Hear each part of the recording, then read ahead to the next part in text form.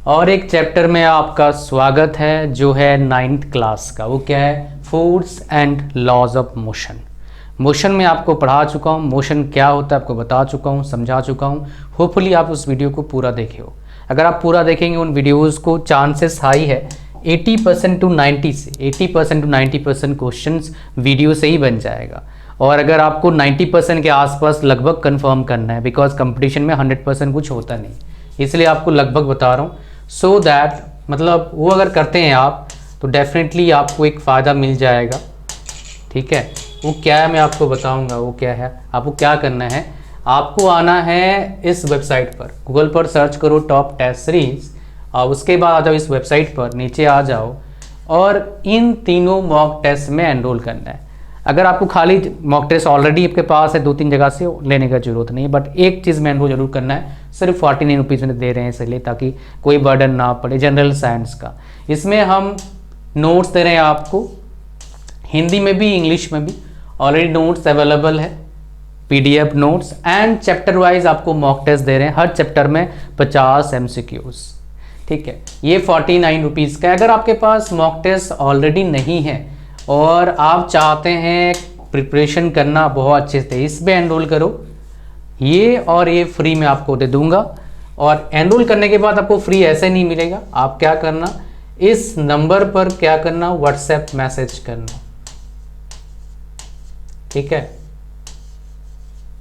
इस number WhatsApp message करना, number save करके, तो आपको ये दोनों में फ्री दूंगा इसमें अगर एनरोल करते हो। बट इनमें अगर इंडिविजुअली एनरोल करना चाहे कर सकते हैं। लिंक सबका डिस्क्रिप्शन में फर्स्ट कर में ऐड कर दूंगा, बट डायरेक्टली आके भी आप इसमें एनरोल कर सकते हैं। और इसमें कोई इधर उधर मत करना भाई, एनरोल करना जल्दी से, ताकि आपको प्रॉब्लम ना हो और प्रिपरेशन थोड़ा बेटर हो जाए आपका। That should be your target, वो आपका टारगेट होना चाहिए। तो force and laws of motion. Force मतलब पहले समझते हैं क्या चीज़ होता है। अब क्या देखो, मान लो कोई ऑब्जेक्ट यहाँ पर रखा हुआ है, ये ऑब्जेक्ट तब तक यहीं पर रहेगा, हिलेगा भी नहीं और डुलेगा भी नहीं, जब तक इस पर हम फोर्स या फिर हीट या फिर धक्का मारेंगे, पुल करेंगे, पुश करेंगे, हीट करेंगे, तब तक। लेकिन तब भी चेंज नहीं होगा। मान लो मैं इस दीवार को धक्का मारूं, पुल करूं, पुश करूं, ईंटा फेंक के मारूं, बोल्डर फेंक के मारूं, फिर ये दीवार हटना नहीं भाई, ये टूट जाएगा, दीवार नहीं हटता जब तक एक अनबैलेंस्ड फोर्स नहीं लगेगा। मतलब क्या है, एक बॉडी है, उस बॉडी का भी एक अंदर से फोर्स लगा है, तभी वो बैठा है वहां पर। तो फोर्स हम लगाएंगे तभी वो हिलेगा, अपने पोजीशन चेंज होगा। जो उस बॉडी का एक फोर्स है, वो फोर्स अब जो हम फोर्स लगा रहे हैं उससे कम होगा, तब हिलेगा। तो यहाँ पर हम पढ़ते हैं, motion is understood properly because of Galileo and Galilei. कैसे, मैं आपको बताऊंगा फर्स्ट लॉ ऑफ मोशन में, as well as Isaac Newton. इन दोनों की वजह से हमें क्या है ना, मोशन समझ में आता है। और ये जो फोर्स का कंसेप्ट है किस पर बेस्ड है, पुश, हीट एंड पुल, जो मैंने आपको बताया। पुल मतलब खींचना, पुश मतलब धक्का देना, हीट मतलब क्या, मुक्का मार दिया, कुछ भी हो सकता है। या फिर बॉल को हीट करते हैं तो चला जाता है कहीं और, चला जाता है, बाउंड्री पार चला गया, छक्का या चौका मिल जाएगा। कैच हो गया तो भैया आउट, आप चले जाओ बाहर, और क्या। Force can not see, feel और टेस्ट। हम फोर्स को ना देख सकते हैं, ना फील कर सकते हैं, ना टेस्ट कर सकते हैं, बट इसका इफेक्ट को हम क्या कर सकते हैं, वी कैन सी। क्या सी या फिर फील, क्या करते हैं, इसका इफेक्ट ऑफ इट। जैसे हम बोल सकते हो कोई एयर को हम क्या करते हैं, फील करते हैं, देख नहीं सकते हैं एयर। ठीक है, वो वाला बात है। Force can change magnitude of velocity of object and its direction, shape and size of object. मतलब यहां पर देखो, पहली बात, अब कोई ऑब्जेक्ट है, इस पे मैंने फोर्स लगाया, इस ऑब्जेक्ट का वेलोसिटी चेंज हो सकता है भाई, डिस्टेंसरी है, जाने लगेगा तो उसमें मोशन आ गया तो मतलब वेलोसिटी आ सकता है। डिस्प्लेसमेंट अपॉन टाइम वेलोसिटी होता है। स्पीड क्या होता है, डिस्टेंस अपॉन टाइम। वेलोसिटी का यूनिट क्या होता है, मीटर पर सेकेंड। और स्पीड का क्या होता है, मीटर पर सेकेंड। वेलोसिटी में क्या होता है, डायरेक्शन, मैग्नीट्यूड दोनों होता है। याद आ रहा है ना मोशन वाला चैप्टर। तो यहाँ पर हमने क्या करा, धक्का लगाया तो ऑब्जेक्ट का जो है इसमें क्या है ना, डायरेक्शन, मैग्नीट्यूड चेंज आएगा। ठीक है, इसमें और equal shape and size of object भी चेंज हो सकता है। अब मान लो कोई मान लो क्या, आटा का गूंदा हुआ इस तरह गोल है, इसमें आप फोर्स लगाओ तो क्या हो जाएगा, शेप चेंज हो सकता है, साइज भी चेंज हो सकता है। That is what it is talking about. तो हर मटेरियल का अलग एबिलिटी होता है, उसके हिसाब से उस पे ऊपर फोर्स लगाना पड़ता है, तभी उसमें इफेक्ट हमें देखने को मिलता है। हमारे पास आता है फिर दो तरह का फोर्स लगता है, एक लगता है बैलेंस्ड फोर्स और एक क्या लगता है, अनबैलेंस्ड फोर्स। अब बैलेंस्ड फोर्स मतलब कि यहाँ पर कंफ्यूज मत होना, किसी ऑब्जेक्ट पर मैंने धक्का मारा, ऑब्जेक्ट हिला नहीं डुला नहीं, कोई इफेक्ट नहीं हुआ उसका, that is balanced force.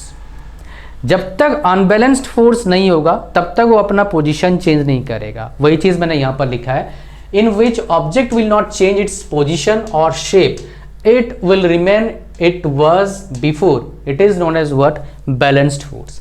Unbalanced force, example of an object on the table, that object is remain at rest even two person in the opposite direction pulling it. मतलब क्या, मैं आपको समझा देता हूँ। मान लो हमारे पास एक ऑब्जेक्ट है, इस ऑब्जेक्ट को पकड़ के एक बंदा यहाँ पर खींच रहा है और एक इस बंदा यहाँ पर खींच रहा है, बट इसका ना पोजीशन चेंज ना शेप चेंज हो रहा है। मतलब क्या है, both the guys putting balanced force, equal force लगा रहे हैं, that is what balanced force इसको बोलते हैं। अनबैलेंस्ड फोर्स क्या होता है, if it will act then object will change its position. तो मान लो क्या, जो रस्सी पकड़ने का होता है, एक साइड 10 बंदे एक साइड 10 बंदे, अगर मान लो एक जगह पर है, कहीं हिल नहीं रहा है, मतलब क्या, बैलेंस्ड है। एक साइड थोड़ा जोर ज़्यादा लग गया तो दूसरा साइड वाला उस साइड गिरेगा, that is what unbalanced force. मतलब क्या, उसका पोजीशन चेंज हो रहा है। ओके, तो यहाँ पर एक बात हमारे पास आता है जो बहुत इंपॉर्टेंट है, ये बात याद रखना। ये यहाँ तक एमसीक्यूज आने का चांसेस कम है, बट यहाँ से आ सकता है। Friction force act opposite to the direction of motion, इस बात को आप याद कर लेना, अपोजिट डायरेक्शन। इसका मतलब क्या है, मैंने मान लो इस साइड धक्के लगाया इस ऑब्जेक्ट को, तो इसका जो बॉडी का फ्रिक्शन फोर्स है इसका अपोजिट डायरेक्शन में काम करेगा। उसको रेजिस्टेंट बोलते हैं, रेजिस्टेंस दे रहा है, ऑब्जेक्ट जाना नहीं चाहता है इसलिए रेजिस्ट कर रहा है।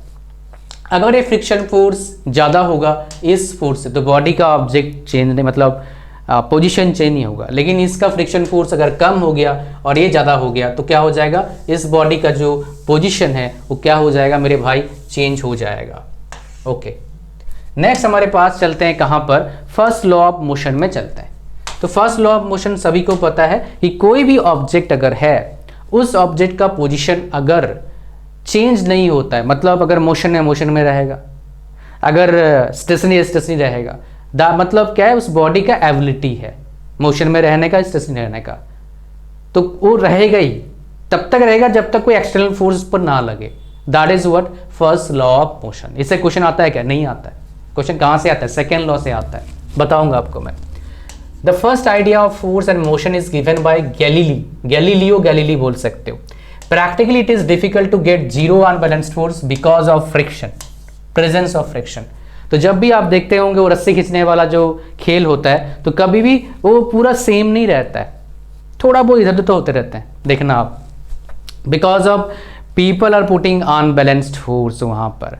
और यहाँ पर बोल रहा है कभी भी बैलेंस फोर्स नहीं होता है बिकॉज ऑफ फ्रिक्शन। यहाँ पर practically zero unbalanced force getting is difficult, unbalanced force zero नहीं होता है, ठीक है।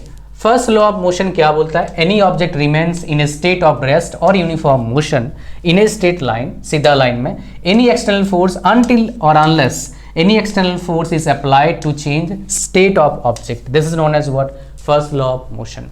नाउ सेकंड, इनर्शिया क्या बोलता है, यहाँ पर इनर्शिया काम आता है। इनर्शिया पर बहुत सारे बच्चे ना क्या होता है, कंफ्यूज होते हैं।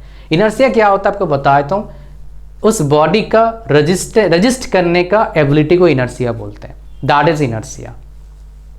मतलब क्या, मान लो मैं यहाँ पर खड़ा हूँ, मेरे कोई धक्का दे रहा है, तो मैं धक्का को रोकने का जो मेरे पास एबिलिटी है दैट इज इनर्शिया। तो इसका रिलेशन किसके साथ हो गया, मास के साथ हो गया। तो जिसका जितना मास होगा उसका उतना क्या होगा, इनर्शिया होगा।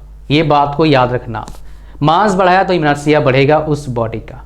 इनर्शिया की वजह से जब भी हम गाड़ी में चलते हैं, बाइक हो या फिर मारुति कार, अगर उसमें डायरेक्शन में चेंज हो गया या फिर एकदम सडनली ब्रेक लगाया तो हम क्या आगे तरफ झुक जाते हैं, that's because of inertia. Because inertia of the body क्या होता है, जिस पोजीशन में है बॉडी, मोशन में तो मोशन में रहना चाहता है, स्टेशनरी है तो स्टेशनरी में रहना चाहता है, इसलिए एकदम से अगर मान लो बाइक रेस दोगे तो एकदम से पीछे तरफ झुकता है, देना मत भाई, गिर गुर जाएगा या जाएगी पीछे जो बैठा है पे बैठी है, ठीक है।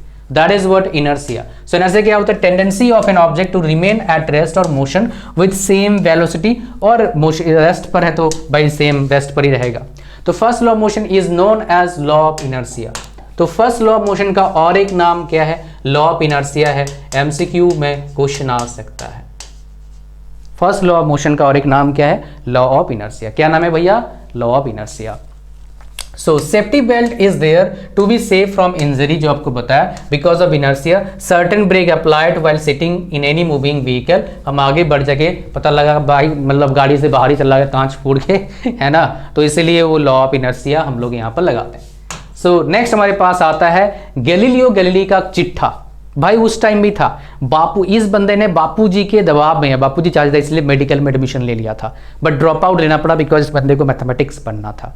यहाँ पर देखोगे 15 फरवरी 1564 में पैदा हुआ था ये बंदा, पिसा इटली में। मेडिकल में एनरोल किया था बिकॉज ड्रॉप आउट हुआ, बिकॉज फादर के वजह से एनरोल किया था बट ड्रॉप आउट करना पड़ा। क्यों? Interest in mathematics and natural philosophy. 1586 में फर्स्ट साइंटिफिक बुक पब्लिश किया था, द लिटिल बैलेंस ला बैलेंसिता। ये भाई इटली के लैंग्वेज में है। अच्छा, नाउ 1592 में appointed as professor of maths university of Padua. He developed series of telescope and 1640 he design first pendulum clock. तो भाई कितने साल जिया है इसने? 36 और 40, 76 ईयर्स के उम्र में भी काम कर रहा था बंदा। सोचो, हमारे यहाँ पर 60 साल में रिटायरमेंट ले लेते हैं, लेकिन सबका अलग अलग कहानी है ना। आजकल तो नए बच्चे बोलते हैं सर 40 में रिटायरमेंट दे दो काम करें, जॉब पता लगेगा। अभी इनर्शिया एंड मास, इसकी बात करेंगे। रिलेशन मैं बता चुका हूँ already. So inertia and mass का रिलेशन क्या है भाई? मैंने बताया था, mass of an object is the measure of its inertia. Inertia को मेजर करता है। More mass means more inertia, already बता चुका हूं, इस पर एमसीक्यूज बनता है।